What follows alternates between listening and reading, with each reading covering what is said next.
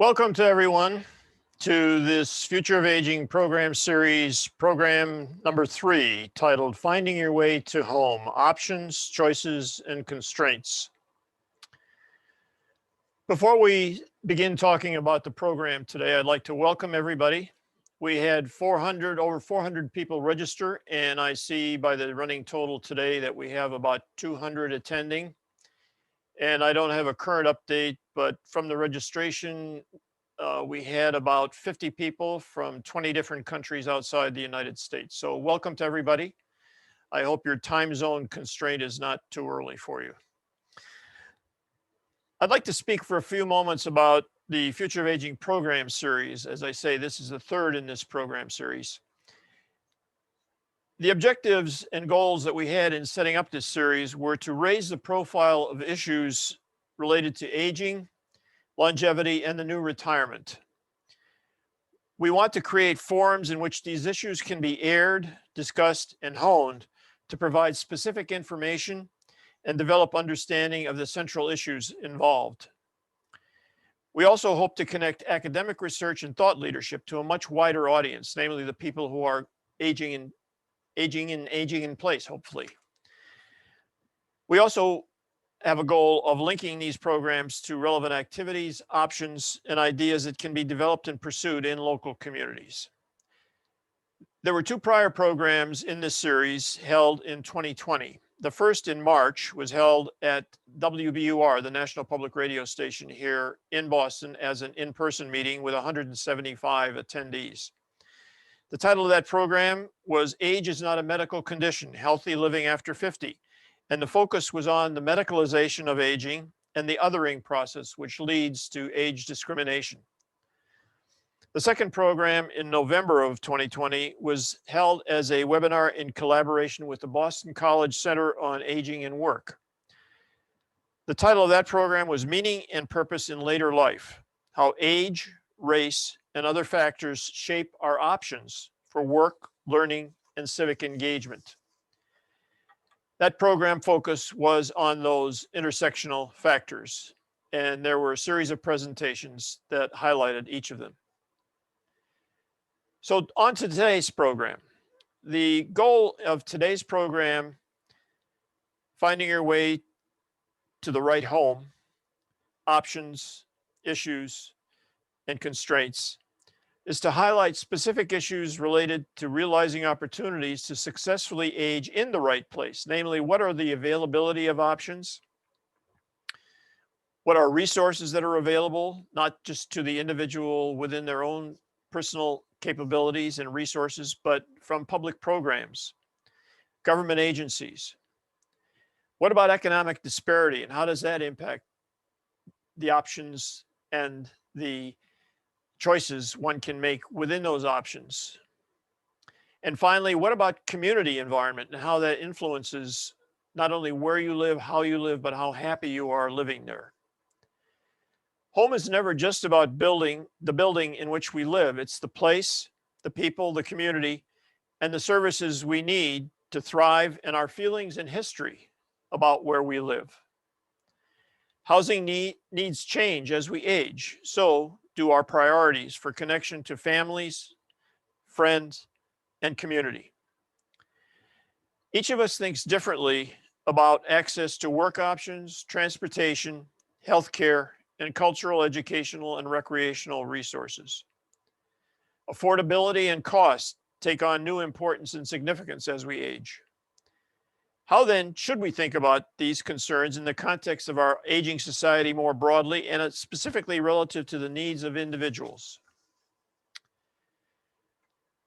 Let me introduce the 4 panelists who bring great depth of experience and professional qualifications and credentials to this discussion. The leadoff panelist will be Stephen Gallant.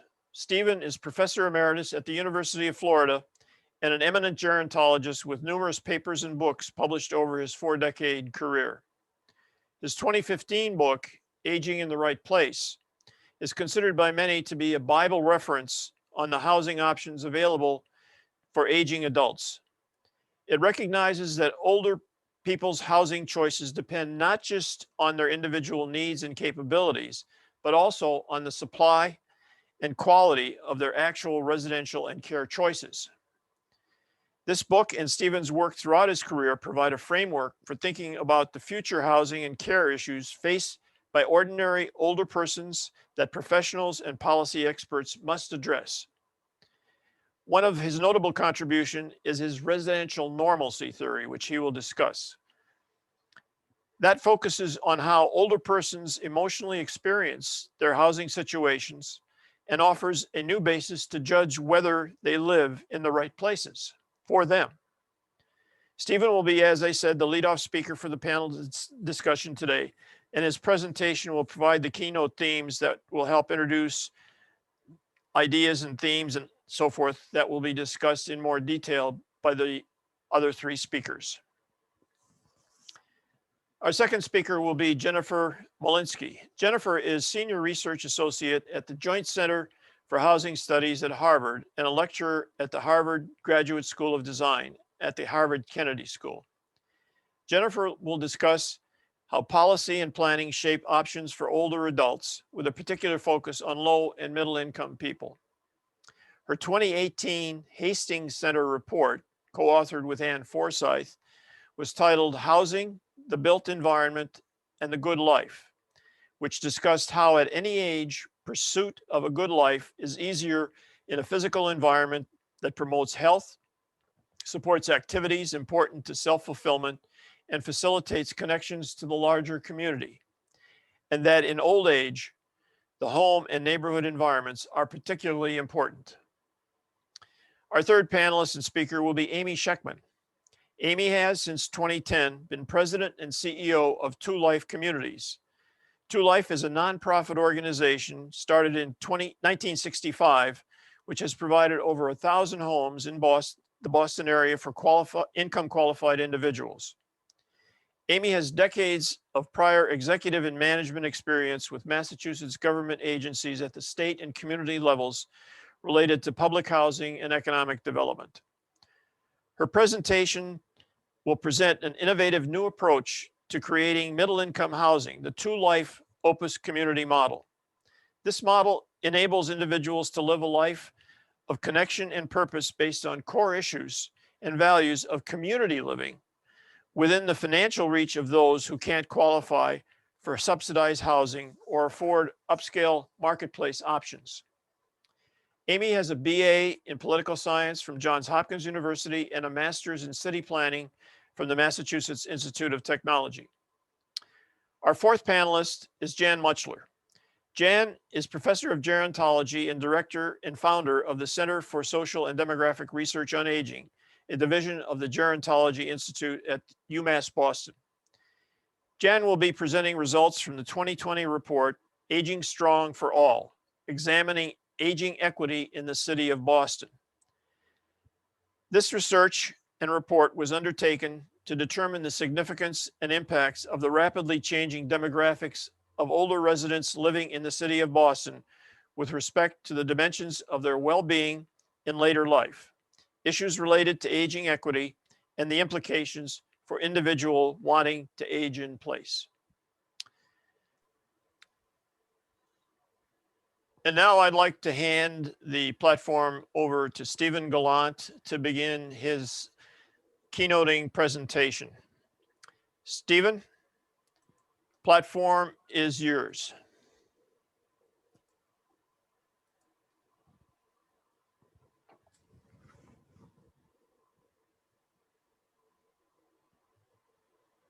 Thank you, Tom, for putting this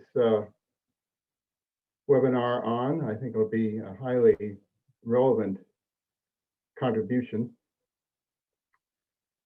So throughout my career, my writing and my research has been motivated by a singular theme, and that is that where older people grow old matters. The dwellings, the neighborhood, the community, the quality of these places influence how well older people can grow old, what gerontologists often speak of as aging successfully, simply to have a healthy, independent, active, and enjoyable lives makes a difference in terms of where you grow old. Now, it's easy enough to identify the problems that are likely to threaten the housing quality of older people, to influence whether or not they are in fact aging in the right place. And it's also clear that these problems are universally experienced by older people in countries throughout the world. So what are these problems? We know sizable percentages of older people live in unaffordable dwellings. They pay 30% or more, for example, of their incomes on their housing costs.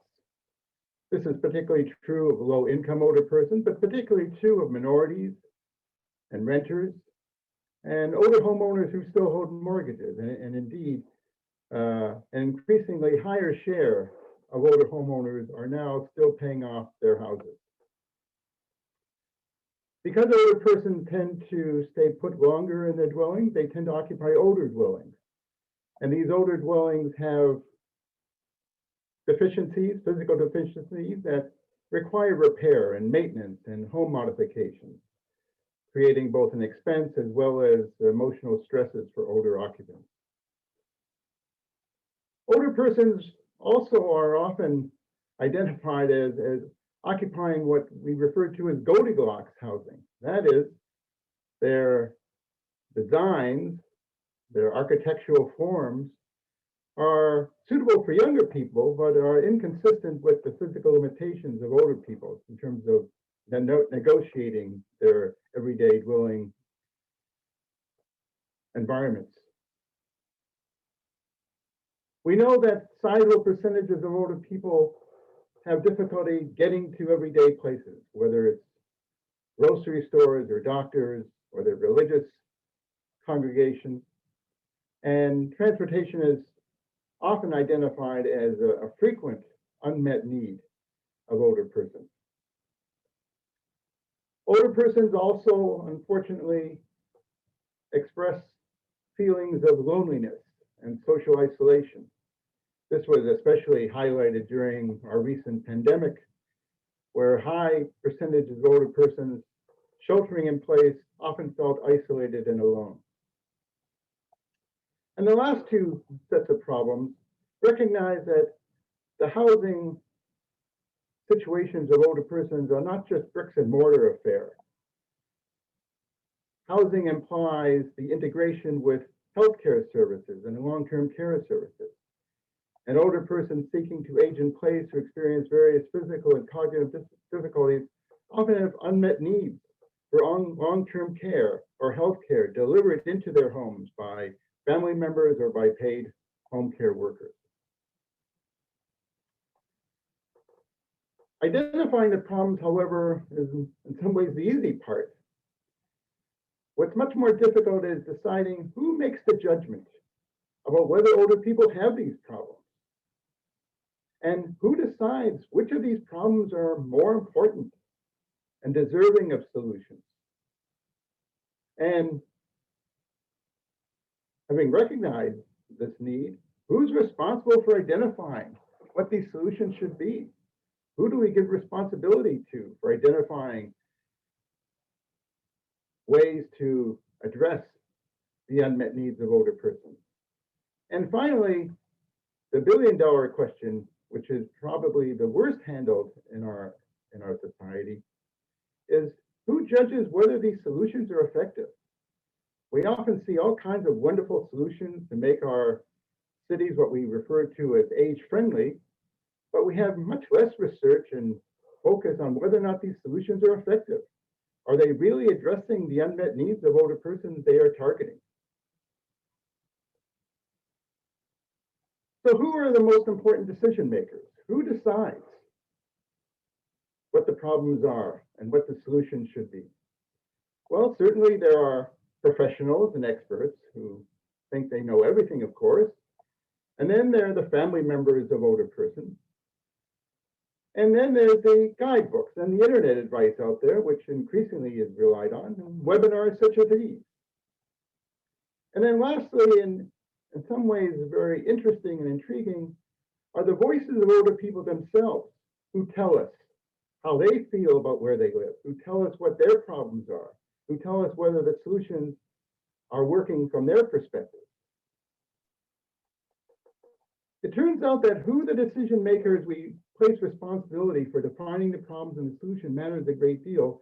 And that is because decision makers do infrequently disagree about what the problems and solutions are. And I'd like to give you just a few examples of situations and factual, so-called factual information where decision makers often disagree, for example, with the voices of older people themselves. So, given all the problems that I introduced early on, one would expect that older people should be moving frequently, changing their residences in order to get a better place to live. But in fact, that's not the case. We know that older people, by and large, prefer to remain in their current homes. Residential mobility rates, in fact, have been declining since the mid-1970s, at least in the United States. We know that only on an annual basis, only a small fraction of homeowners and renters, about 2.5% of older homeowners and 9% of older renters move annually. And we also know that most older people are not in specialized group housing, assisted living or independent living communities or continuing care retirement communities or nursing homes. Majority of older people in the United States, around 95%, live in ordinary homes and apartments. Now, the experts are not always wrong. It turns out that even as older people don't move, a certain percentage of older people who don't move, it's not because they prefer that situation, it's because they have no other choices. They feel stuck in place. Often they can't afford housing alternatives or care alternatives that would significantly improve the quality of their life. If you listen to the experts, they say, well, listen, older people are often living in housing that's inaccessible, that have falling risk. Yet, if you look at the same studies, what do you find? You find that the majority of mobility limited older people don't make home modifications. They either lack the motivation or they can't afford it, but even something basic as grab bars in the bathroom, only a minority of older persons adopt. And so many older persons find themselves in dwellings with stairs that they can't easily negotiate, but they put up with it for all kinds of reasons that we'll talk about. We know that loneliness and isolation are problems for older people. So one solution that gerontologists often raise is that, well, the social environment of older people would be much better if they lived with people, not just older people, but people of all ages, what they refer to as intergenerational relationships. Indeed, they say, older people who are living in age-segregated kind of environment is no less than a symptom of an ageist society. But perhaps a reality check. The fastest growing metropolitan area in the United States is called the Villages Metropolitan Statistical Area. And what is the Villages Metropolitan Statistical Area? It's an active adult community that caters to older persons who essentially want to have fun. They like leisure and recreational lifestyles to be enhanced. And certainly in these places, children and teenagers are not welcome. Well, the experts say, hey, older people are living in dwellings that are much too large given their needs. Understandably so, the last grown child is often left at home. Older people find themselves divorced and sadly widowed. And the result is, of course, that they having to pay for upkeep and maintenance and financial stresses that the experts say would be unnecessary. What should they do, says the experts? The experts say, well, they should downsize. they should move to small houses and apartments. And indeed, we even now have a specialized category of small houses. Well, the majority of older people don't see it that way at all. They say, well, we want our houses to accommodate our positions, and our children are still visiting. And indeed, in this economy, some of our children are making extended stays in our houses. Indeed, where I live defines my life. I want people to know that I've lived a successful life. Why should I move into a small, little, tiny house to suggest that I haven't had a successful life? My home is who I am.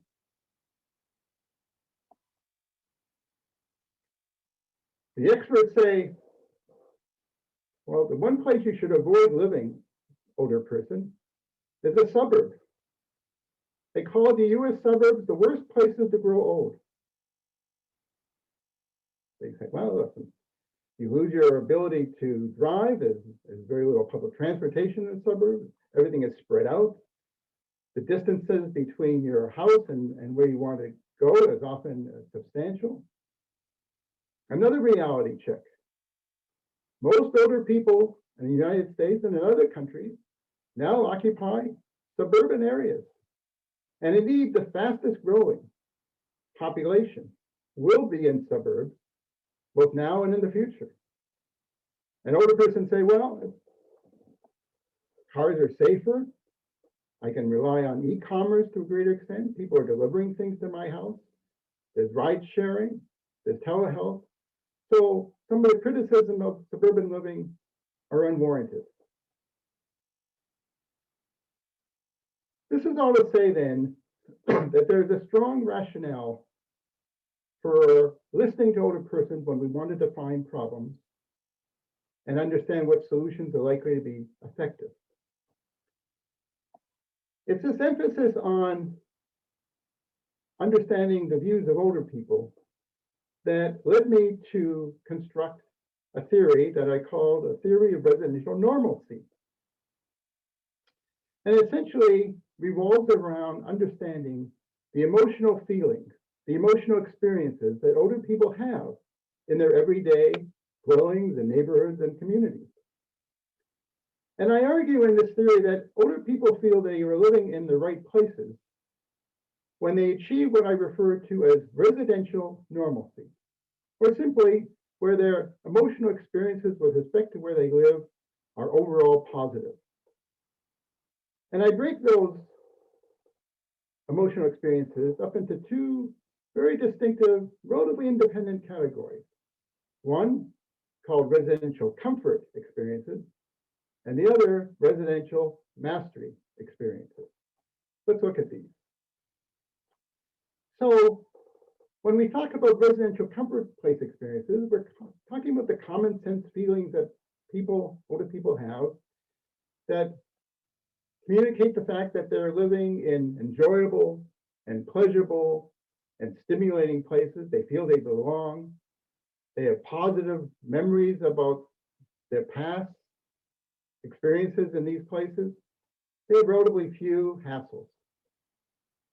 And when these residential comfort experiences are overall positive, I speak of older people being in their residential comfort zone.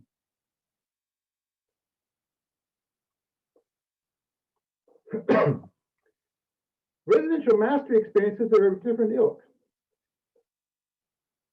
Residential mastery experiences in one place of residence refers to feelings whereby older people say, you know, I feel competent and empowered where I live. I know I can achieve and perform my everyday chores and activities and regimes without too much difficulty. I feel in control of my life, my activities and surroundings where I now live. When these experiences are overall positive, I speak of older people being in their residential mastery zone. So residential normalcy then refers to feeling one's comfort zone, feeling one's mastery zone. And when those are overall positive, these experiences, I argue older people experience residential normalcy they feel they are aging in the right place. We can offer many practical examples, but I'll just focus on a couple here. So we often hear from older people that one of the reasons why they remain in their current residence is that because they have strong emotional attachments to their dwellings and possessions, very much a part of the residential comfort experience. They say, well, you know, I don't have a lot of friends, but I have 3 or 4 key friends who are emotionally supportive. They help me if I'm in an emergency situation. You know, I have a sense of belonging to this neighborhood or this community. These are good examples of residential comfort experiences that contribute to older people feeling that they are in their residential comfort zone. In contrast, let's focus on that idea of being in the residential mastery zone. So perhaps in a surprising way, a certain share of older persons, even though from a professional perspective, they would need supportive services and help, say, I don't want home care. I don't want to see a home care worker come into my house. And this is important too, because we're developing another major category of service solutions that we call smart technologies, all these sensors that are designed to measure whether or not we're doing something deviant or we're safe and sound in our current residences. And it's very likely a certain share of older persons are going to reject these kinds of technologies as well. Why so? Because accepting these kinds of technologies communicate a very clear message. I need help. I need assistance. I'm vulnerable. I'm frail.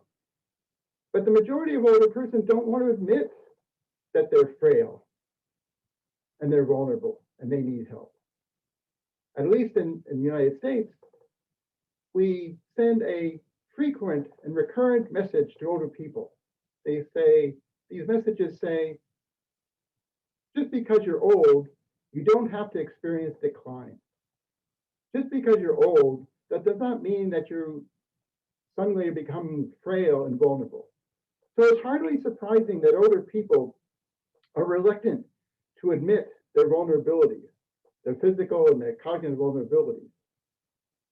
Because admitting to such situations communicates to others that they are incompetent, that they're weak, that they don't have full control over their lives and environment. In effect, they are outside the residential mastery zone. For the same reasoning, older persons often are reluctant to occupy long-term care facilities. And I would argue that one of the single most important reasons why older persons who are frail and vulnerable are reluctant to enter a long-term care facility is that they feel that they will immediately find themselves outside of their residential mastery zone. That is to say, they will define themselves as vulnerable, as needing assistance. They feel they will enter a housing and in care environment, such as assisted living or independent living community or a CCRC, in which they no longer have control over their lives and environment. They're outside the residential master zone.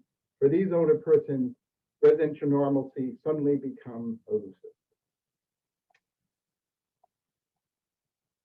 This is all to say then that if we want to understand older people aging in the right place, we have to understand that older persons are not some monolithic demographic.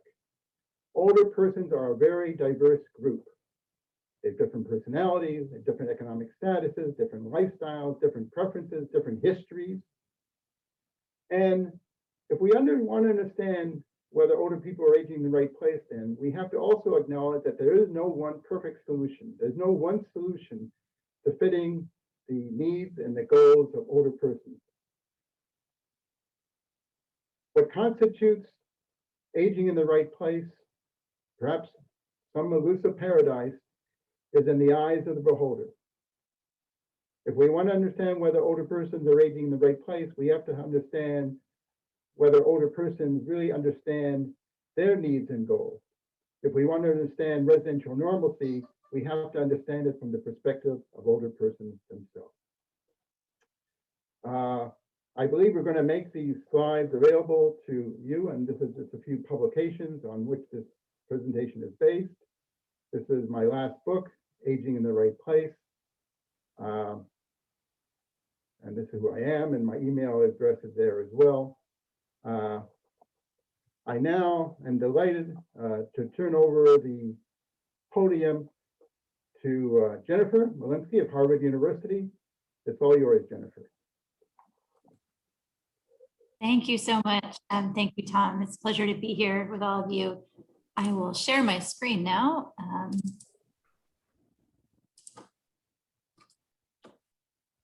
Okay, good. So I'm going to pick up from Dr. Gallant's presentation to talk about some of the issues he identified in the context of planning and policy. So I believe that there's a role for public policy to support residential normalcy for individuals and to ensure that all people have the opportunities to do whatever they need to achieve that, whether that means better choices for those who wish to move or help modifying the homes for those who want to stay. I think there's broader societal reasons that this is important, in that a well-housed and supported population is healthier overall. And meanwhile, age-supportive communities can help ensure that older people are more able to participate fully in public life, which is important to all of us.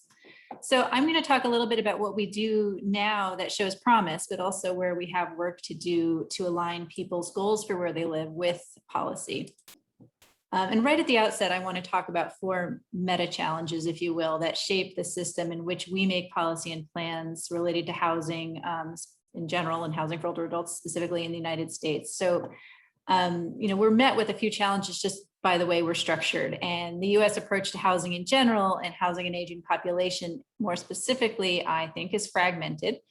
We've got pieces of it at the federal, state, and local levels. The federal government itself lacks a comprehensive approach to affordable and fair housing, or it has. US housing policy tends to be an amalgam of measures intended to address past priorities and market conditions, and the way they interact is not always taken fully into account. And there's also considerable differences in state approaches to affordable housing, age-friendly communities, and supporting older adults living in the community. Second, housing in the US is not an entitlement. We serve only about 1/3 of very low income older adults who are eligible for housing assistance, and actually 1/4 of families with children, because our programs are vastly underfunded.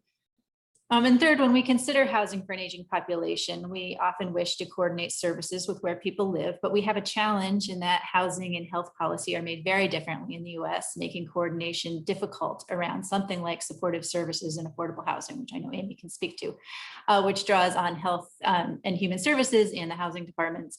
And lastly, some of the barriers to building more affordable housing and to building more options for folks besides a single family house are very local and related to zoning and other land use controls, which makes it difficult to enact system-wide change and also makes it difficult in specific communities. And so before I get into specific areas for policy intervention, I want to turn to a few facts and trends to set the stage. I'm going to talk about 4 areas: affordability, accessibility, the location question and how supportive your neighborhood is, and then lastly, the coordination between housing and long-term care. So first, a quick overview of some demographics. The oldest baby boomers are now in their mid-70s, and in the next decade, households in their 80s will be the fastest growing age group in the nation. And you can see that in the far right-hand column. We expect the number of households headed by someone 80 or over to double within the next 20 years. And that changes the US distribution of households as well. By 2038, over 1/3 of households in the US will be headed by someone 65 or over, and 12% of all households will be headed by someone 80 or over, which is really, really unprecedented. It means more folks, quickly growing demand for living environments that are more supportive of people who have physical challenges, who live alone, who have limited incomes, who wish to remain in their communities. So to set the stage for the affordability challenge, just a few facts about older adults' housing and financial situations. Most older adults own their homes. Ownership peaks in the 70s and then declines somewhat as people may choose to rent. But even among those over 80, ownership is still much higher than the national average of 65%. Owners have a higher net worth than renters because they probably needed some wealth in order to become homeowners, but importantly also because ownership confers this opportunity for owners to build wealth through their homes. And you can see in this chart the striking disparities between US owners and renters in terms of their income and wealth, with the median wealth for a renter 65 or over under $6,000. And in comparison, owners have a median wealth of $343,000. Owners' median income is also considerably higher, and that's shown in blue. All of this means that owners and renters may be in very different situations in older age, and our policy needs to take that into account. Homeowners tend to have more stability in their housing costs, whereas renters may see their rents rise over time, even as incomes fall. But lower income owners do have challenges too. They have most of their wealth tied up in their homes, which is also important when we think about people needing to make changes to their homes or needing to afford long-term care, for instance. A third point, not everyone has equal access to ownership in the United States, and there are large gaps by race and ethnicity. And unfortunately, we've seen them widen during the pandemic, the post-recession years, and even through the pandemic, with the gap between Black and white ownership among older households is at a 30-year high. Another important fact, incomes do decline with age, and this is very relevant for housing as most people pay for housing out of income and not savings, meaning that affordability challenges can occur more later in life. And we do see that disparities in income among older households are growing, and this is true across the age spectrum, but it is also true among older adults, with the biggest gains going to the top earners. So growing disparities across all older adults in terms of income, the trend toward declining incomes at older age, make for some challenges relating to housing affordability. And about a third of older adult households are unaffordably housed. We say housing cost burdened, meaning they pay more than 30% of their income on housing costs. And at last count, over 10 million households were in this situation, and about half of those were paying more than half of their income on housing. The most likely to be cost burdened are renters and owners who still have a mortgage, but we still have 15% of owners without mortgages who are cost burdened just because of their the cost of their utilities and their taxes and their insurance alone. For those with mortgages, as Stephen said, more older adults are holding mortgages later in life. That includes those 80 and over, where almost a third of owners have a mortgage today, compared to just 3% 30 years ago. And certainly we also know that with age, you are more likely to be cost burdened.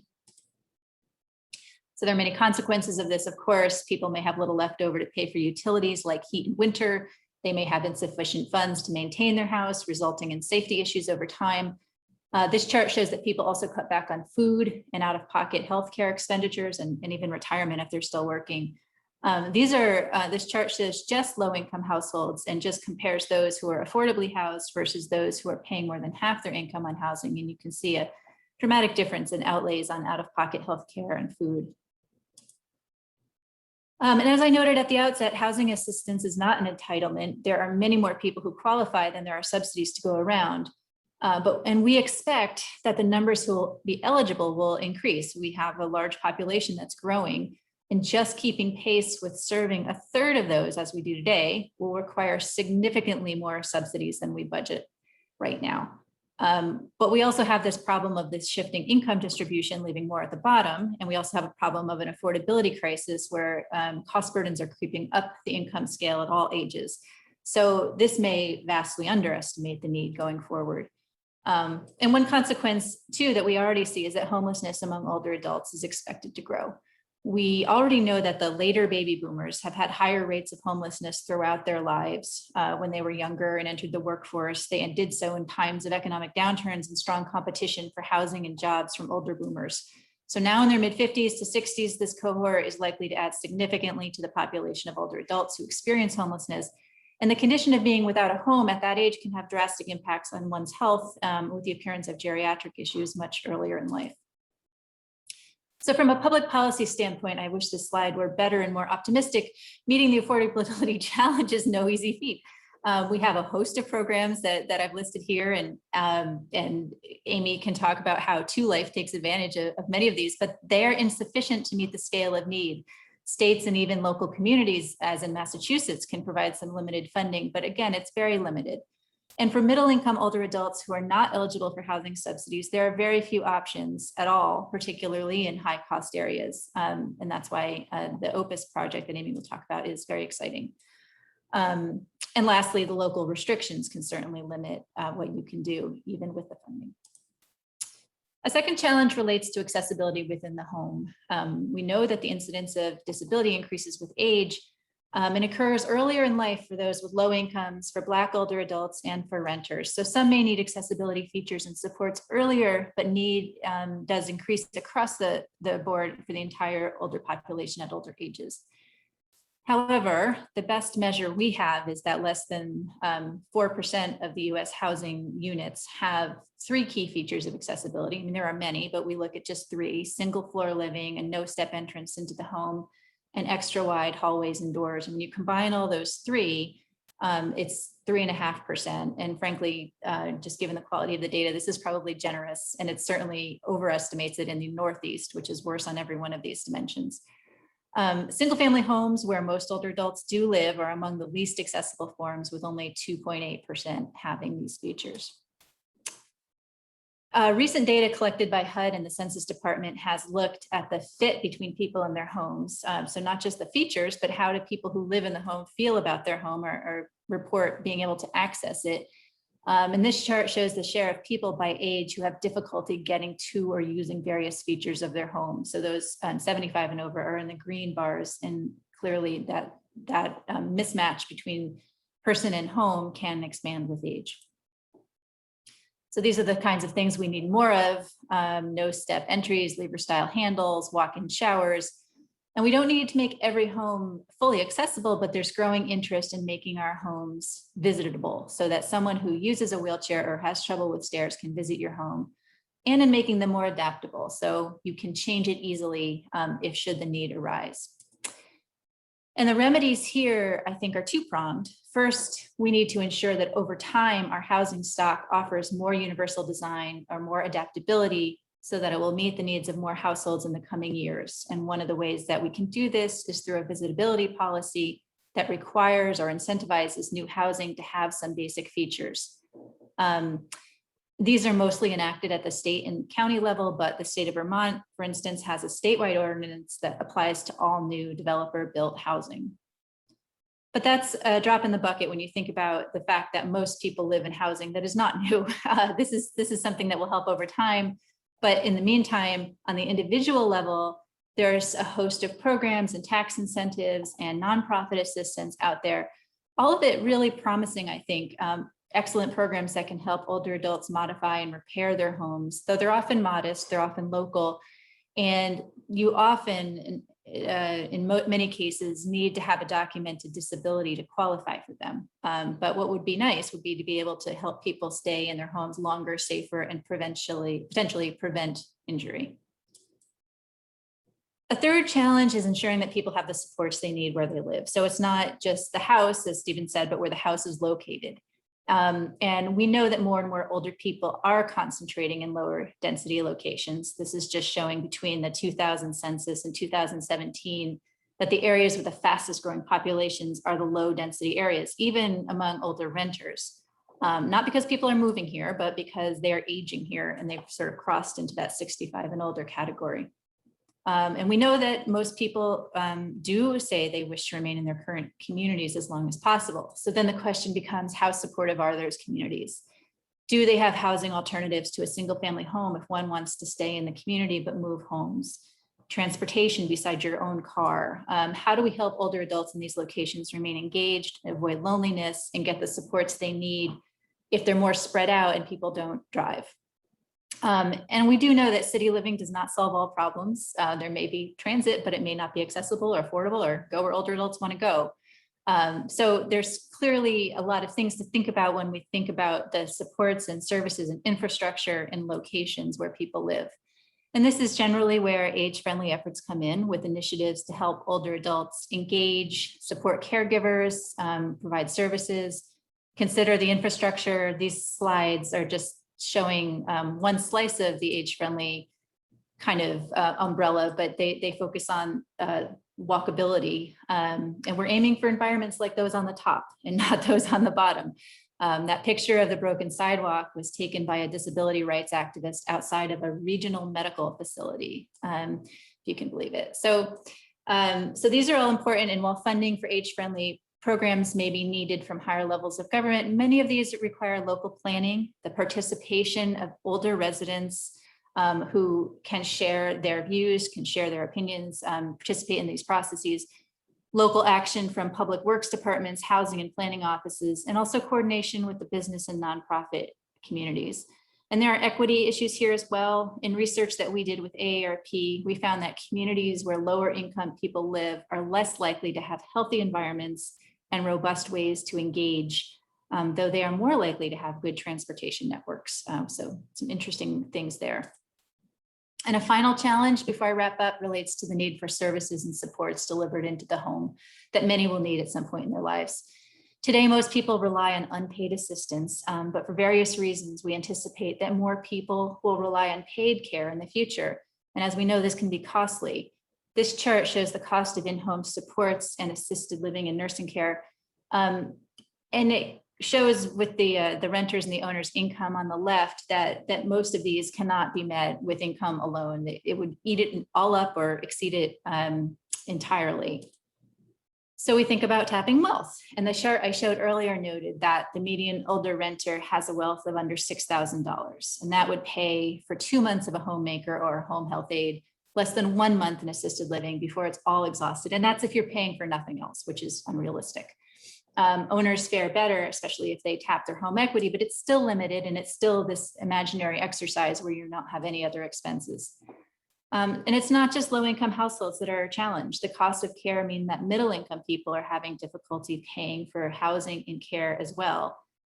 There was research a couple of years ago that said that within the decade, there'll be over 14 million middle-income older adults who will have high healthcare and functional needs, and more than half of this group will not have the funds to pay for that. And one way we're supporting policies addressing the high cost of care is to help people need less of it by supporting wellness among those living in the community and preventing or delaying moves to higher intensity, higher cost settings like nursing homes. Many of the efforts listed here involve care coordinators to help assess people's health, manage their wellness needs, assist in implementing wellness plans, provide resources. And then there is housing with supportive services built in, which I'm going to defer to Amy. We'll talk about that. So I want to conclude by bringing this back to the physical house for a moment and argue that to meet all of these challenges, we simply need more housing options. There is no one size fits all. We have a growing number of people living alone in older age. We expect the number of people 80 and over living alone to double in the next 20 years. At the same time, we have a growing number of people living multi-generationally, which is a different setup, a different kind of housing need. And so I would argue that to address these multiple issues, in addition to the policy and planning interventions I talked about, we need to create more housing that suits the needs of this very diverse population. Some are listed here: accessory dwelling units, apartments for life, village apartments in existing suburbs so that people don't have to leave their community, but have some opportunity to live within it. And we also need to think about how to make the housing people do live in and don't want to move out of better. And so I think we have a lot of challenges ahead, but we have some optimism in that there are great pilot programs, great housing options in particular communities. And the next step is to make them available to more people.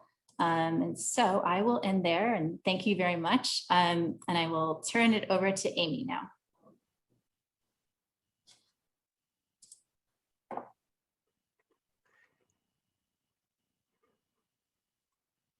Great. Okay, trying to share my screen. Is this working?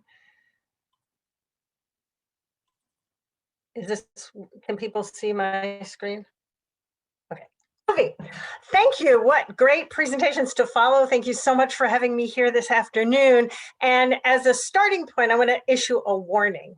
I am not an academic, and I don't make a pretense of being even slightly objective. I am a zealot for what we call aging in community, which some of has been alluded to before. It's simply defined a full life of connection and purpose in a dynamic, supportive environment. And I'm there because I know from experience and data that aging in community leads to longer lives, fewer heart attacks, fewer strokes, half the rate of dementia, and a much longer time frame where you can perform your own activities of daily living. I want to be clear. I totally believe in individual agency and choosing your path, choice, absolutely. But I also equally believe in the community's responsibility for providing good options that everyone can afford. And we are grossly underperforming as a society. So I'm going to as Tom has mentioned, really my focus is going to be on the middle income thing we're doing. I'm just going to do a little bit about the context of our affordable portfolio, but I'll zippity-doo-dah through those because I really want to get to the key point. But I think it's helpful. This is our current portfolio. We've got all these buildings, 1,320 apartments. By the end of next year, that will be 270 more subsidized apartments coming online. And the next year, 280 more subsidized units coming online. And then we've got our middle income, which I'll talk about in a second. This is just an illustration of what we call our aging in community model.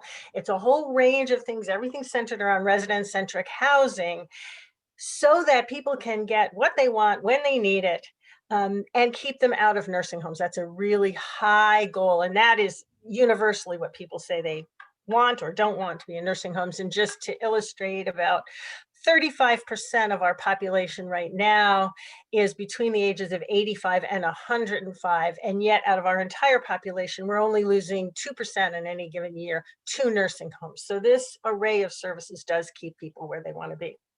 Now, I need to address this aging in place directly, okay? It's not that people automatically come up with what they want. They're very influenced by the culture we live in and the messages they get. And aging in place is pushed everywhere in every setting. And yet, all the data proves that the superiority of aging in community. I like Bill Thomas's work. He talks, this is the end of his quote, but the whole thing is, he says, remaining in one's home is seen as success in American society, even though living alone in old age brings loneliness, isolation, and fear. 90% of the people still say that is what they want, which is foolish and unsustainable. We can do better. Aging is and always has been a team sport. And he says the myth of aging in place actually harms people by defining the decision to share one's daily life with others as failure. And I think part of the reason people say they want it is because we don't have options that they really want, and we certainly don't have options that they can afford. And let me just give you an example. When Dr. Gallant, which I thought was a great presentation, says that what happens in old age is, these sessions are a leisure and recreational environment. That makes me want to vomit. I don't want leisure and recreational environment. I've been pushing to make the world a better place the whole life. And what I want is a platform where I can continue fighting inequity, fighting injustice, and making the world a better place.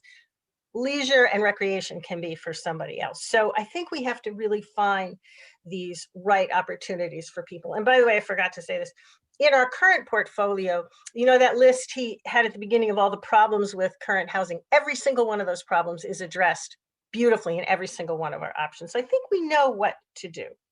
Okay, so age in the right place, as I think Dr. Gallant really brilliantly articulates, those places that people want have to be affordable and available, and housing is the key. And I know Dr. Malinsky at the end showed some of her publications. In one of her earlier groundbreaking studies of the housing needs of older adults, I actually took this quote directly from that. She concluded, this is the linchpin.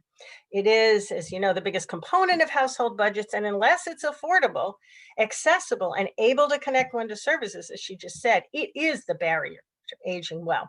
And although she illustrated, and I think Dr. Muchler will confirm, the supply is grossly insufficient for the lower end, we do know how to provide affordable housing that offers aging in community to low-income older adults. And if you're very wealthy, boy, the marketplace has lots of options for you.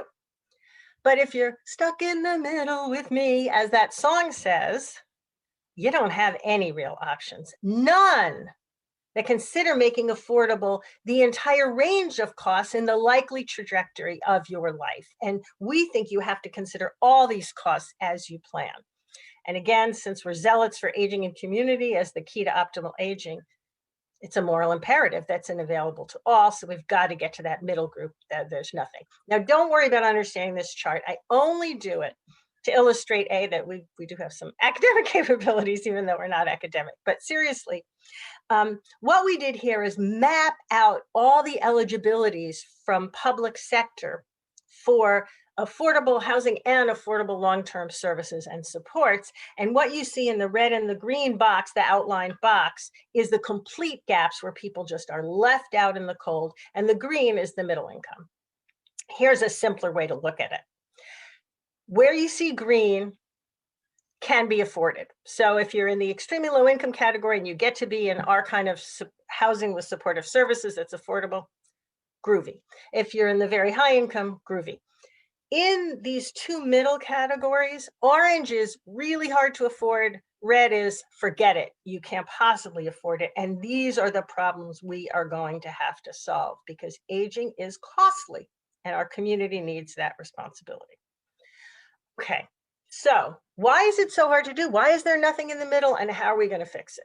Okay, the reason there is no housing that with these kind of range of supports and services is in order to provide what we believe is the minimum, the essence of community-based housing that is nurturing to community and loving and provides all the things Dr. Malinsky said, accessibility, access to services.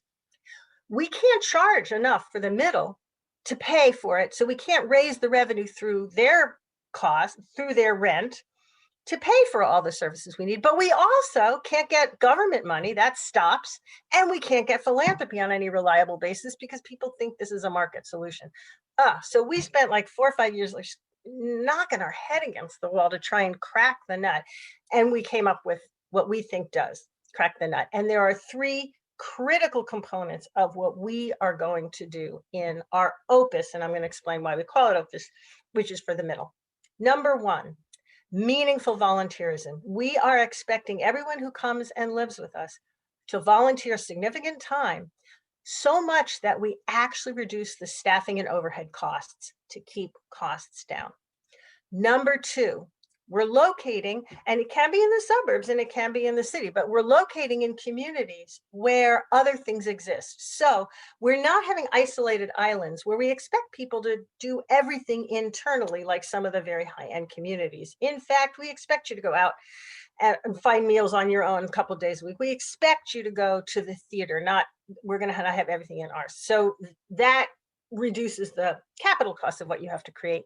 And finally, because we can create enough density, we can create a la carte where you pay for it, but care is going to be less expensive. And the best example I can give you is my own mother. When she started to get ill, I needed to get some home care. Now, usually you don't start and need 24 hours of care. You need a little bit in the morning, a little bit in the evening. And the way our society prices that, the only way you can buy it is in 4-hour increments, or maybe if you're lucky, 3-hour increments. So you start when you might need a half an hour in the morning and half an hour at night, you're going to pay for 7 or 8 hours. And that's where your savings just goes, which is what Dr. Malinsky's chart shows. There's no way people in the middle can afford that. But if we have it on site and share the overhead costs, and you can purchase only what you need, so you can purchase a half an hour for the first 6 to 8 months of your needing care, that will make your money go a lot farther. And this whole framework, I think, is not only about keeping the costs down, which it will do, but also investing a sense of purpose in everyone who comes in, that you are part of creating and making this community work. And in fact, the latest study by Stanford University said that people who wake up with a sense of purpose in older age are 2.4% less likely to develop any kind of cognitive difficulty, never mind Alzheimer's, but even minor cognitive difficulties. So we think it's really important. I think Dr. Malinsky actually said this, so I'll just quickly, there's a really big need, and I'm sure Dr. Mushler does too, because we always use her statistics for our planning about all the income groups. So it's a big need. Okay, let's talk for a minute about how you have to think about the pricing structure. Green, this like lovely green color, is us compared to all the, this is not affordable. We're not comparing now ourselves to affordable housing because that's very different, but to the market housing. And our idea is that as you saw from Dr. Malinsky, most older adults are homeowners. So that is where their equity is tied up. That's where their money. So we are planning for people, if they sell their homes, we're going to ask for an upfront fee that is targeted to be 50%, 1/2 of the average single family home in this market area. So you would give us half, but you still keep half to cover a lot of your other costs. And at that rate, this is where we fit. You can see we're much lower than much of the market. The reason is we want to reduce the long-term debt so that the monthly fees are extremely low and can be afforded by income alone of the typical middle income older adult. And as you can see from that bottom one, the monthly fees, we are radically lower than anything in the marketplace, which is a less scary proposition for people who will hopefully come live with us. Here's our first Opus, Opus Newton, which is in permitting now. So hold your breaths, write support letters, and try and make this happen with us. What you see on the right is 174 apartments for our middle income model. What you see on the far left is our existing Coleman House, which is 150 units of extremely low income, deeply subsidized, median income of around 11,000 a year, median annual household income. And in that middle, that glow is a 2-story all glass building, accessible from either side. So you can come in from the Opus, you can come in from Coleman House, and activities, programs, energy, life is going to happen in that middle. It's kind of supposed to be a beacon of drawing you in, being attractive. It connects people to each other.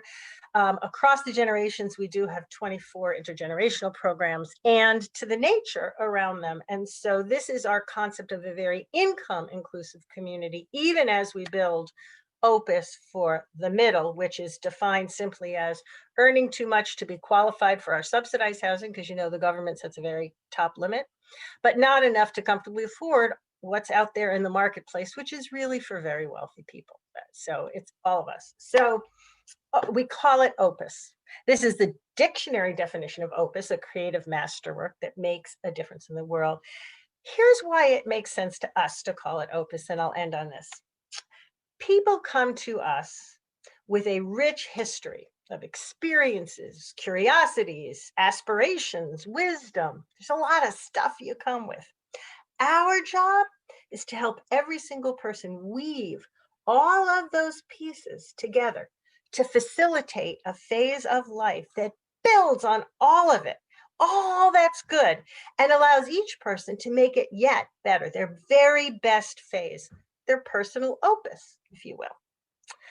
And we so believe, this is the zealotry part, that every person's personal best is achieved better, more effectively, if done with others in community. Think about a Beethoven symphony. If you listen to just the flutes, it's beautiful. He knew how to write music, right? If you listen to just the violins, it's beautiful. They're playing the melody, right? When you listen to all the instruments playing together, man, it creates something way more beautiful than each one alone can do. It really becomes a magnum opus. And so that's what we plan to create. And thank you very much for this opportunity to share my passion with you. And if people want, there's lots more statistics and stories that can go in the Q&A. Thank you. And now I have to stop screen sharing and I get to turn it over to my friend and colleague who I deeply respect, like I do the others, Dr. Jan Muchler.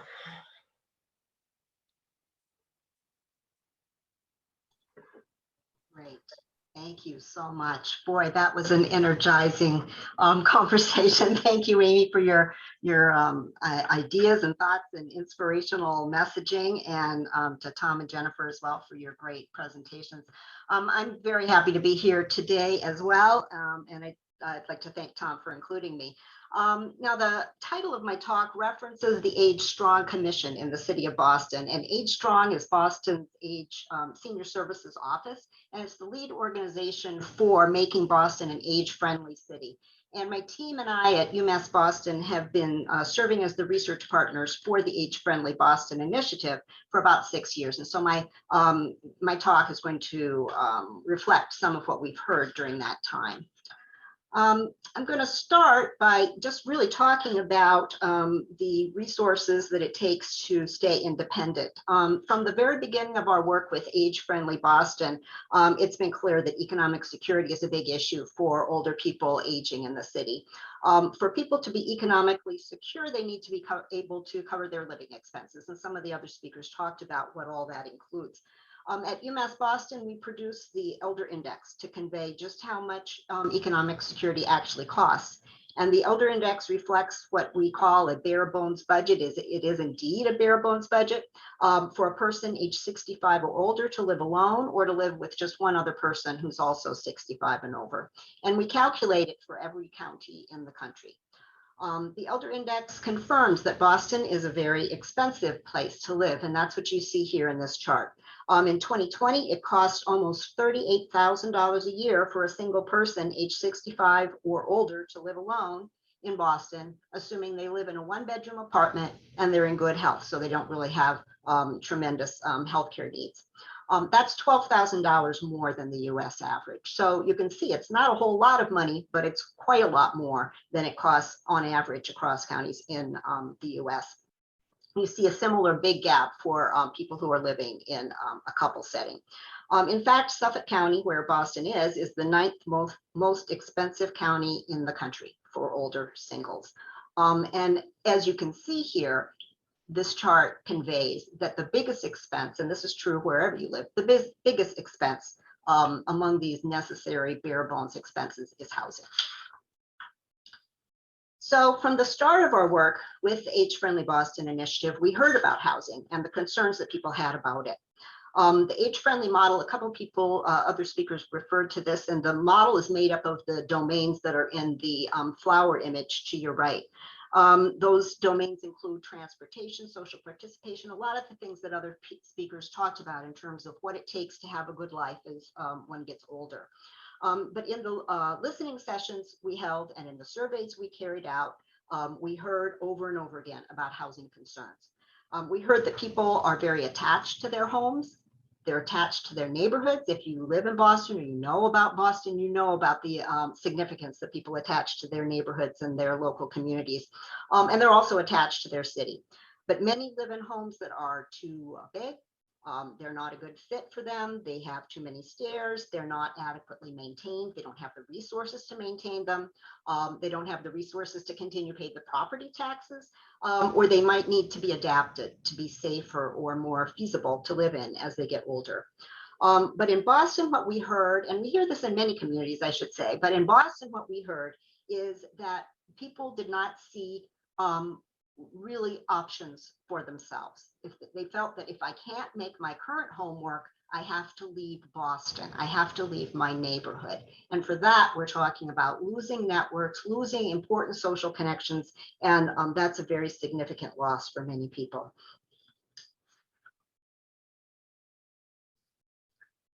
Age-Friendly Boston is now 6 years into its effort, and Boston continues to focus on housing and economic security as among the key issues they're focused on. But more than that, currently equity has become a key focus. Several factors contributed to equity emerging as an overarching concern for this initiative. One is the fact that recently over half of Boston's older residents have become persons of color. That's a shift that has been occurring demographically. You could see it moving through the age structure, and now we're looking at a place where it's the entire city and including people who are older than 60 being persons of color. But there are obviously events that occurred in the last few years that really contributed to that focus on equity as well. The expansion of the Black Lives Matter movement, the violent attacks that occurred on Asian Americans disruptions that continue to occur, and certainly the racial disparities around COVID-19 and the consequences of that rippling through the economy. These events put a spotlight on the impact of lifelong inequity and how significant those lifelong processes are for people when they reach later life. And so all of these things together made it clear that we really needed to bring an equity lens to this age-friendly work. So 6 months ago, we released our latest report on Boston. Again, Tom mentioned it was with a series of partners throughout campus, focusing on different race and ethnic groups in the city. And in that report, we sought to learn about aging equity in Boston, which we define as simply everyone having a fair and just opportunity to age well. And today I'm going to share some information from that report that informs our understanding of housing issues and disparities in Boston. And what you'll notice is that you'll say, didn't I see that figure before? And you probably did from someone else, but it was for the US. And so really what our focus is today is specifically looking at Boston and specifically highlighting disparities across race and ethnic groups. So we start first here with income. I noted before that the cost of living in Boston is very high, and here we see that among many older Boston residents, incomes are very low. We see high levels of poverty and near poverty, especially among Asian American and Latino residents of Boston. 1/3 of Asian and Latino residents age 60 and over live below the poverty threshold, and more than half have incomes that are less than twice the poverty threshold. Large shares of Black and white older residents also struggle, 40% of Blacks and 30% of whites. Before we move on, though, I just want to take a moment to acknowledge just how low the federal poverty line is.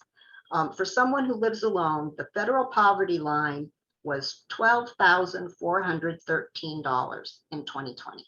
So when we say 35% of older Latinos live below the poverty line, we're saying they live in households with less than $12,413 a year. For couples, it's $15,644. So we're really talking about people with very low incomes. And in this case, they're living in a very expensive city. So we see sizable disparities in the midst of a lot of economic challenge that ripples throughout the older population. Another important factor is the type of housing that we have in Boston, and this is just one aspect of it. Someone else showed a figure talking about the homeownership patterns for older adults, and that's true in the nation, and it's true in many, many communities. It's not so true in Boston. Boston is a city of renters, and 2/3 of all the housing in Boston is rental housing. Those of us who live here or know about Boston are probably thinking, oh, that's the students. We've got all these students, we've got postdocs, we've got medical students, and they're all embedded in this and driving this rental market. That's certainly true, but older adults are also heavily involved in the rental market in Boston. Older people of color are far more likely than older whites to be renters. For example, 80% of older Latino householders rent, compared to 37% of older whites. And so that means that the older Latinos and Asian Americans and Blacks are more vulnerable to instability in the rental market, and they're also not building the kind of home equity that is so important, a hugely important part of wealth accumulation. And you might notice also here that among those who do own their homes, many still have a mortgage, and that's going to be more likely among homeowners for persons of color. So when you pull these threads all together, you won't be surprised to learn that a large share of older households in Boston are cost burdened. And we define that here as paying more than 30% of their income for housing. In blue, we see renters, and those renters are especially cost burdened, and more than half of older renters pay more than 30% of their income for housing in Boston among older people.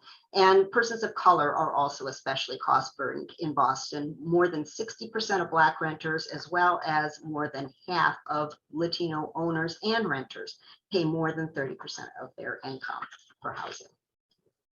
I'm going to mention just 2 additional data points that I think are relevant and add some complexity to our conversation today. And I think both of them have been mentioned by other speakers, but they are truly important to keep in mind, I think, when we're talking about housing options and the kinds of things that keep people attached to their homes, or perhaps finding that their homes aren't very good places for them anymore.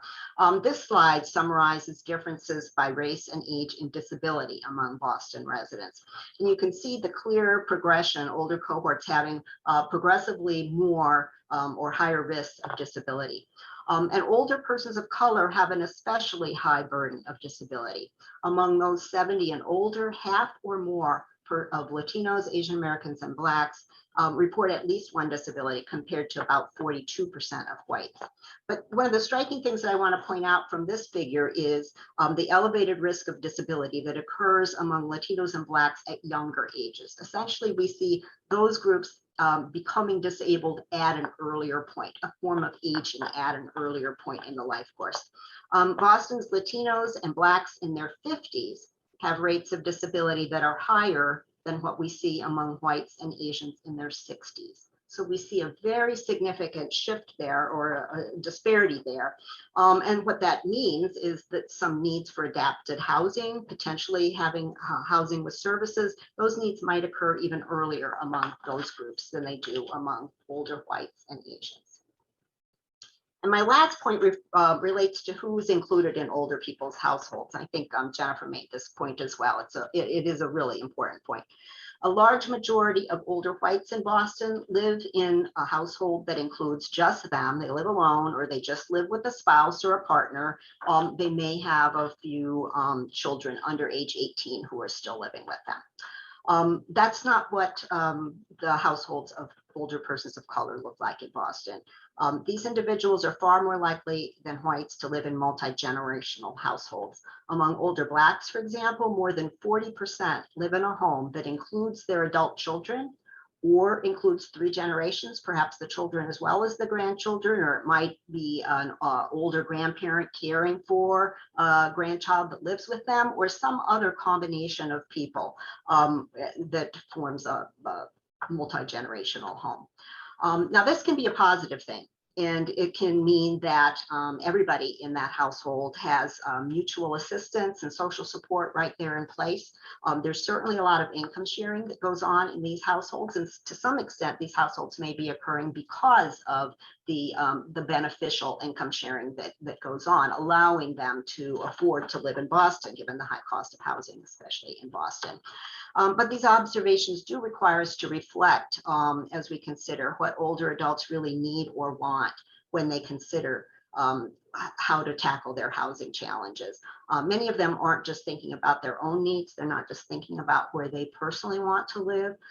They have grown children and grandchildren and other relatives to consider when they're thinking about these issues.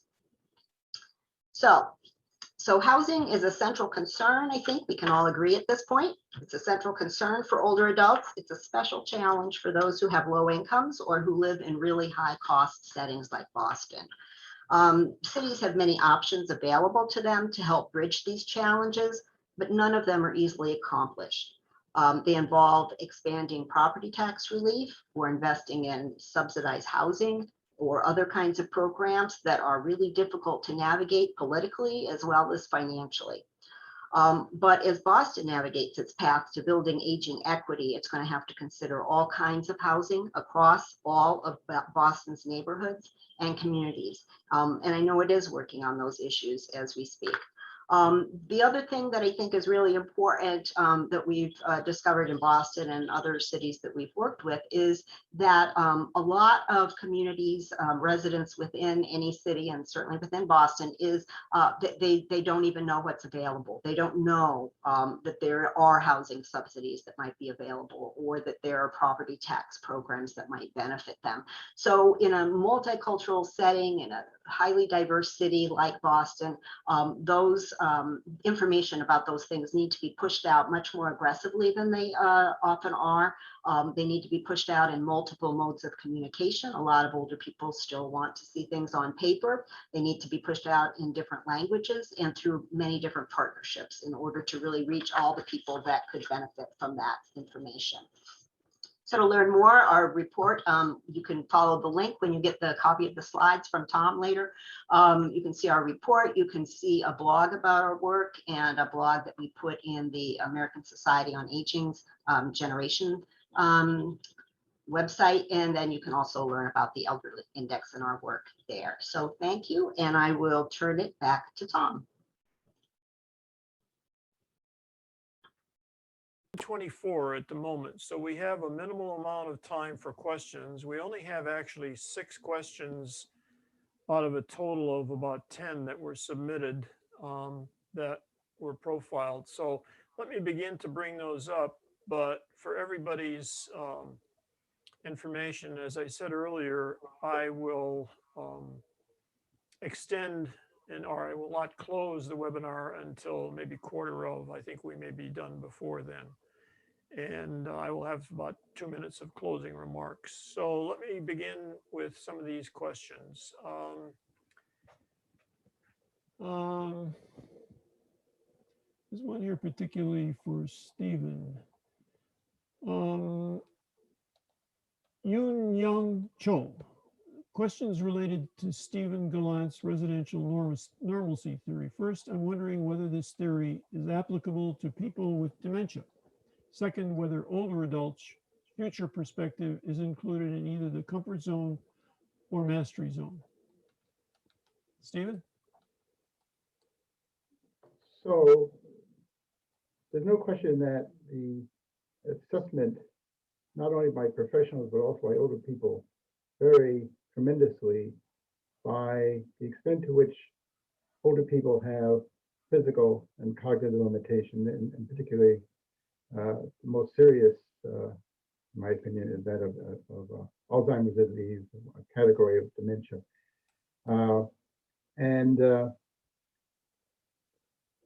It is unfortunate, actually, that we see the loss of residential mastery to be greatest among those older persons who have cognitive limitations, because often they have to allocate the responsibility of deciding their care and their living arrangement to family members, and to ideally to family members, and second extent to paid home care workers.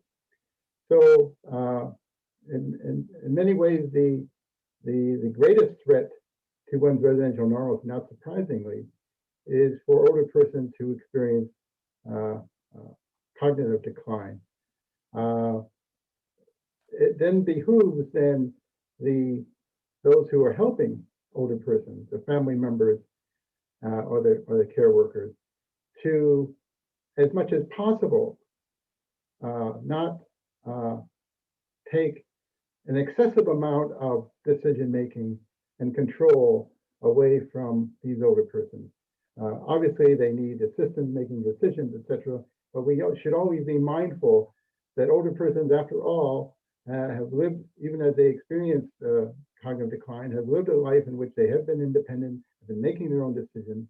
And as much as possible, we should honor and nurture these feelings among older people. Obviously, not to the extent that we jeopardize their well-being or their care, but we have to be mindful of the fact that we are dealing with, not with a medical case or an object, but we're dealing with people with real feelings and who seek to remain as much as possible in control of their lives, as difficult as it might be.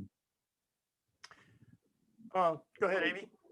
Can I just answer some of the, expand on that with a little story, a really quick story. So I often go from place to place to talk to people. And when I actually first got hired, I went and there was a lunch program and they introduced me. This is a new president, blah, blah, blah. And I sat down at tables and was talking. And at one table, I sat down, and I'm going to call this woman Pippi Longstocking because I want to have a completely name that isn't real. And Pippi said to me, "Who are you?" And I said, "Oh, I'm Amy. I'm the new president." And she said, "Well, I'm Pippi Longstocking. I live, in apartment 12. And I said, "That's great." She said, "Who are you?" I said, "Well, I'm Amy." And she said, "Oh, I'm Pippi and I live in an apartment 12. Who are you?" And after about 4 or 5 times, my brilliant diagnostic skills kicked in and I said, "This is someone pretty far along on the dementia." spectrum. Okay, then a few minutes later, 3 women come up and say, Pippi, come on, it's time for Bridge Club. And Pippi got so excited. Oh, Bridge Club. And she ran off and they went. And I'm like, I'm not sure how she could play Go Fish right now, but okay. So later I ran into one of the other women. I said, is Pippi still good at bridge? And she looked at me. She said, oh, Pippi can't play bridge any longer. Do you think we would kick her out of Bridge Club just because she can't play bridge? How dare you say that? Of course, Monday at 2, like we always do, we have Bridge Club, and she frankly doesn't notice that we're not playing bridge, but she feels really happy and engaged. And then we have another Bridge Club another day so that we can have our things. Now, I say that story because aging in community created that opportunity. Had Pippi waited until she was at this stage to find a place, because she needed a lot of help with a lot of things at that point, no one would invite her to be in Bridge Club or in Movie Club, but she's in all the activities she was in, being nurtured by the community. And I think that is just very different than if you're by yourself. Question from, let's see, let me get to this one here. Linda McMahon, and this, anyone wants to answer this. How much have you learned from people with disabilities in their work on all these issues? Yeah, I mean, so first of all, we have modernized every building. So 100% of the units are adaptable, so that if your physical abilities change, you don't have the additional indignity of being moved to a handicapped accessible unit. And this we learned over time from our residents who have considerable disabilities, that this is what they want. And they help us with input for us. So we have sound changes, all sorts of modifications. In fact, we have a guideline that's free and on the web of what people with disabilities have taught us about what makes housing really welcoming and comfortable for people with disabilities. And it's on our website. It's a downloaded free guide. I think it's called our design guidelines, which is not just about disabilities, but it's about everything. Question from Beth Sheridan. Is there any data that looks at outcomes for older adults living in communities that takes into account whether they wanted to be there? That is, does the older adult disposition to community living versus aging in place affect outcomes in the community? Or does the existing data presumably represent older adults who choose community living? How would they be, other than a nursing home, how would they be in a place they don't choose to live? I mean, what would be the study? Economic disparities, and this gets to a different point, which I've sort of gleaned, if I'm correct, Stephen, from your work, is that all of these various factors that impact people relative to how happy they are about where they live means that in some cases, people may be living under conditions that the professional or families think is terrible, but they really don't want to move because they are very happy with where they're at, their comfort, their history, their relationships, and so forth. Well, I think that's an important question. I think that there's no question that in very old age, often the decisions are not entirely made by older persons themselves, that they have to give up some control of the decision-making power to family members or to professionals. And it's a good question whether these older persons, when they say relocate to an assisted living or to some other kind of supportive housing, whether they adjust as well to those settings as older persons whose decision was totally under their volitional control. I think that's a researchable question. I think it's a difficult question, and it's certainly a valid inquiry.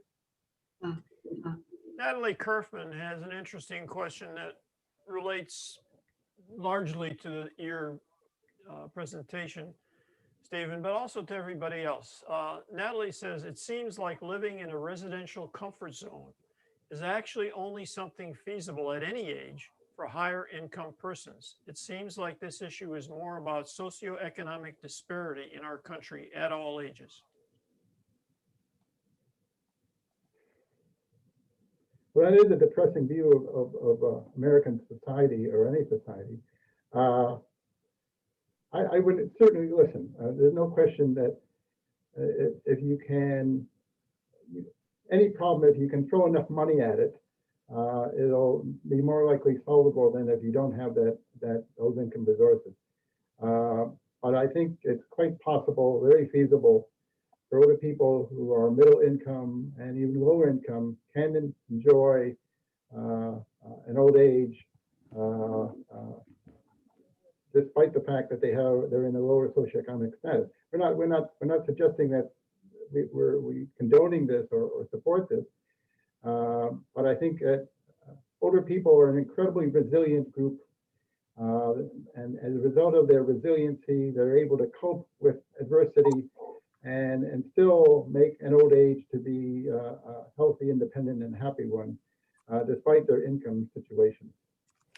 If I may offer a comment on that question, because it relates to what I've been learning in my own personal perspectives, and it may just be a personal perspective, but I'm going to say that to me, implicit in that question seems to be the premise that if you're not living at a higher socioeconomic level, you're not really in your comfort zone and you're unhappy. And I'm not sure that's true, particularly as I see some of the very, very, very high-end CCRCs that are developing around the country that cost millions to move in and tens of thousands of dollars to live in per month. Now, some people might say, oh, even if you scale that back to a normal CCRC, but some people don't want that. Some people, that is not their issue. So I don't mean to be too pointed in the response to that, because that is my own response. Let me go to another question. Amy, for you, Amy, are you considering Opus in the New York City area? There's really a need in New York City. Thank you. Stay in touch with us. This is a really kind of a radical concept. And I think we've got to prove it first. I think so. Our first one's going to be in Newton. And if it does go as successfully as we hope, then we would want to replicate, and we would want to invite other nonprofit partners in different parts of the country to collaborate with us so that we can make it work elsewhere. So for anyone who wants to stay in touch, if you give us your info, your contact information at twolifetogether.org, we'll make sure you're on our mailing list to keep current. Here's a long question from somebody at the Davis School of Gerontology at USC. John Pinos, I will mispronounce it. At the policy level, what can we do to increase coordination across agencies to promote aging in place? In that regard, I want to let people know about our study funded by the Agency for Community Living, ACL, to enhance access to home modifications. Among our findings is that there needs to be better coordination among programs such as the HUD Community Development Block Grants, Medicaid waivers, Title III of the Older Americans Act, and energy to make the best use of resources. I'm not going to answer that, but I just can't resist the comment. Coordination among government agencies and true collaboration is a very, very difficult process, which I've encouraged in my prior life, and witness some attribute 9/11 to the fact of lack of communication and coordination and collaboration among the intelligence agencies. So with that, let me go back to what we're talking about here, but the difficulties of coordinating those. Jennifer or Jan, do you have any comments on that? I'm very interested in your study. I completely agree about the need for coordination. And I also think that one thing I'm really interested in is learning more about how people understand get the information about the programs. I think that's something that Jan mentioned in her study. So some of these things may be out there. Some housing person may know about them. Somebody on the HHS side may know about them. How does the consumer know about them? So I look forward to looking at your study. Amy, someone is interested in a link to Two Lives, not finding it online. I don't know if you can send it by chat to everybody, but you might try that. Oh. And if you just go to a browser and plug in number 2 life communities, right? That'll bring it up. I'm going to say yes, but I'm also going to I'm just going to text somebody who's like smarter than me on this and then put the right thing in the chat just so I don't mess up. Okay. But I thought it was just twolifecommunities.org or twolifetogether.org. But let me just, I'm going to type the right thing in the chat in 1 minute. Okay. And there's a question here, which I've repeatedly answered. People are answering, will there be a set of presentations provided? Yes, the PDFs of all presentations will be provided. I have to figure out how to do that. Zoom tells me in their instructions that there's a way to do it from the registration link.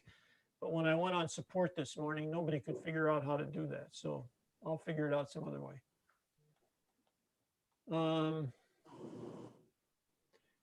Remaining question from Betsy Worley. A question related to Stephen Gallant's point about decision makers. How do you consider family members who often see risks and experience extreme stress when family members remain in their homes rather than being open to community or assisted living? 2 years after moving to assisted living, my 92-year-old father acknowledged that I would have died if I had stayed in the house.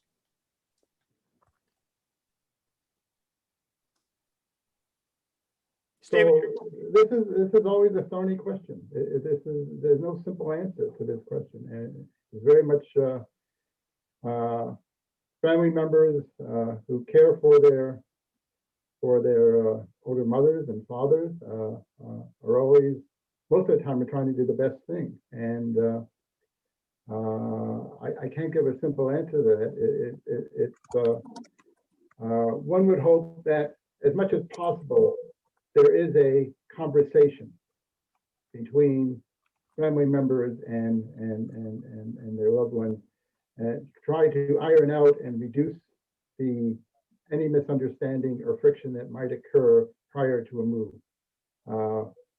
So that just a very quick story. My father-in-law, who had dementia, we brought he was staying at our home. We brought a professional home care worker. I think she actually was a registered nurse into her home to talk about options between the daughter, my wife, and so on. And the home care worker had this conversation as if my father-in-law was not in the room. And I think this is a tragedy in the extreme that we want to avoid.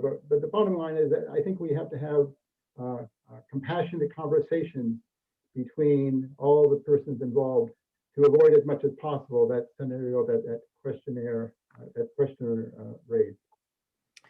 It sort of triggers a thought in my mind. In our first Future of Aging program last March, a year ago, March in 2020, with Dr. Louise Aronson, whose bestseller Elderhood was the keynote theme. I had a wonderful discussion with her. I brought up the topic, or she talks about the topic of othering, this process of people that are different from you, you treat differently and view differently. And I raised the point for myself, as a person in my 80s, that I began to realize when I came across the concept that I other myself in terms of limiting my thinking and what I can do. And of course, when you apply that, because subconsciously, you know somebody is suffering from dementia or Alzheimer's, and you don't, as you said, Stephen, you talk past them, and that's done all the time. And that's a lot of age discrimination. I heard a wonderful story in some of the Zooming that I've done with the folks in the UK, the U3A organizations. A gentleman who was 77 was on the call, and he said he went out to buy a new Porsche, the highest performance Porsche, and he loved it. And he asked the salesman if he could drive it. And he says, how old are you, sir? And he said, I'm 77. He says, no, you can't drive it. We're not insured for it. And someone else piped up and he said, I'm 82. And I went and looked at the high performance Volvo, and they never even asked me a question. They just put me in the car and turned me loose. So, there may be rules. On the other hand, the rules may come from people's biases. So it's 1:43, and I'm going to call an end to the Q&A sessions. I think we've answered most of the questions that I had available. And I'm going to try to just spotlight myself which I think I have to just unspotlight everybody one by one.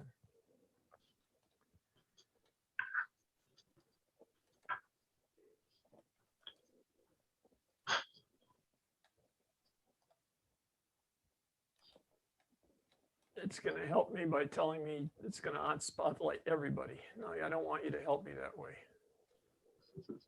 Oh, Jennifer, I thought I got you there. Okay, so now I am back. And so I'd just like to have a few closing remarks.